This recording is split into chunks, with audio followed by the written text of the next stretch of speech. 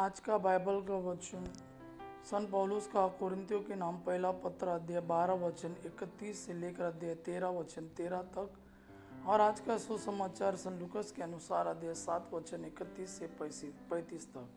सन पौलुस का कुरिन्थियों के नाम पहला पत्र अध्याय 12 वचन 31 से लेकर अध्याय 13 वचन 13 तक। आप लोग उच्चतर वरदानों की अभिलाषा किया करें।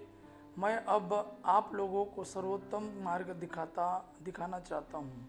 मैं भले ही मनुष्यों तथा स्वर्गदूतों की सब भाषाएं बोलूँ, किंतु यदि मुझ में प्रेम का अभाव है तो मैं खनखनाता घड़ियाल या झंझनाती झांझ मात्र हूँ। मुझे भले ही भविष्यवाणी का वरदान मिला हो, मैं सभी रहस्य जानता हूँ, मुझे समस्त ज्ञान प्राप्त हो गया हो, मेरा विश्वास इतना परिपूर्ण हो कि मैं पहाड़ों को हटा सकूं, किंतु यदि मुझ में प्रेम का अभाव है तो मैं कुछ भी नहीं हूँ। मैं भले ही अपनी सारी संपत्ति दान कर दूं और अपना शरीर भस्म होने के लिए अर्पित करूं, किंतु यदि मुझ में प्रेम का अभाव है तो इससे मुझे कुछ भी लाभ नहीं। प्रेम सहनशील और दयालु है। प्रेम न तो ईर्ष्या करता है, न डींग मारता, न घमंड करता है।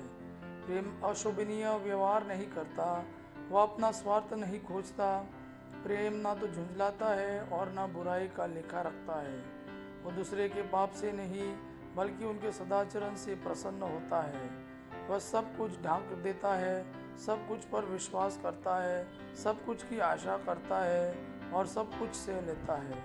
भविष्यवाणियाँ जाती रहेगी, भाषाएं मौन हो जाएगी और ज्ञान मिट जाएगा, किंतु प्रेम का कभी अंत नहीं होगा, क्योंकि हमारा ज्ञान तथा हमारी भविष्यवाणियाँ अपूर्ण हैं, और जब पूर्णता आ जाएगी तो जो अपूर्ण है वह जाता रहेगा। मैं जब बच्चा था तो बच्चों की तरह बोलता, सोचता और समझता था, किंतु सयाना हो जाने पर मैंने बचकानी बातें छोड़ दी। अभी तो हमें आईने में धुंधला सा दिखाई देता है, परंतु तब हम आमने सामने देखेंगे। अभी तो मेरा ज्ञान अपूर्ण है, परंतु तब मैं उसी तरह पूर्ण रूप से जान जाऊंगा जिस तरह ईश्वर मुझे जान गया है। अभी तो विश्वास, भरोसा और प्रेम ये तीनों बने हुए हैं, किंतु उनमें प्रेम ही सबसे महान है।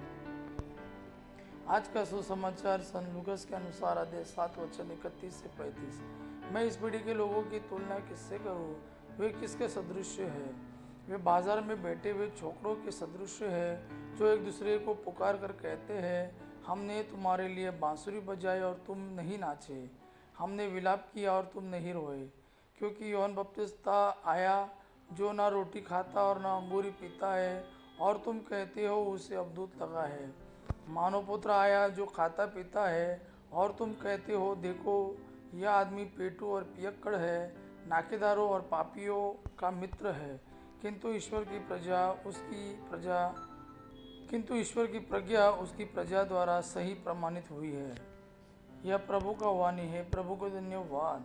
आबा पिता की महिमा और पुत्र यीशु का प्रेम आप पर सदा सर्वदा बना रहे। आमीन।